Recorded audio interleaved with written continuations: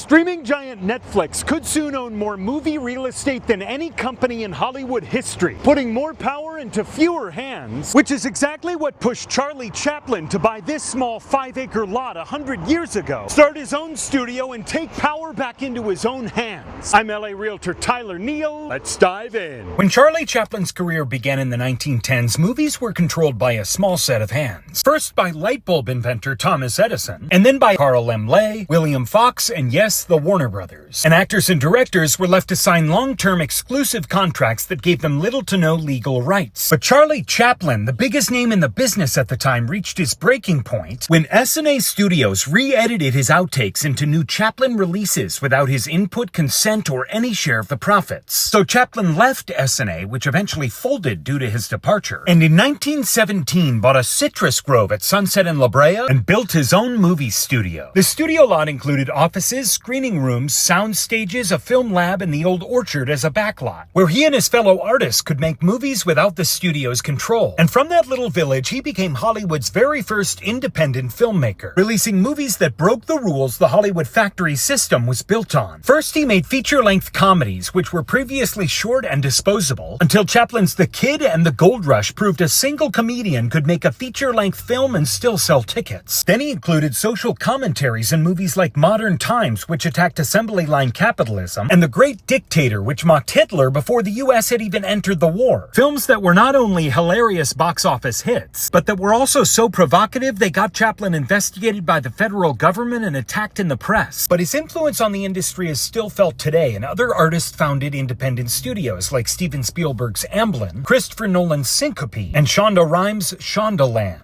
And in 1969, Chaplin's was the first studio lot in Hollywood to become an LA historic cultural monument. Then in 2000, the Jim Henson Company bought Chaplin's lot for $12.5 million and put up a 12-foot Kermit the Frog dressed as Chaplin's little tramp in homage to its founder. But now the frog is gone, as Jim Henson Company is selling the historic lot for $60 million to film director Mick G. and musician John Mayer, who plan to honor its history and keep it operating with the same small stages and quirky village layout. So as Netflix and Paramount fight over Warner Brothers and Hollywood faces further consolidation, this small but mighty lot is a rallying cry for Charlie Chaplin's legacy of artistic independence in Hollywood. What do you think? Do independent filmmakers still have a fighting chance in today's Hollywood? Let me know in the comments. I'm LA Realtor Tyler Neale. Send this to someone who loves independent filmmaking, and if you want to buy a studio lot of your own, give me a call.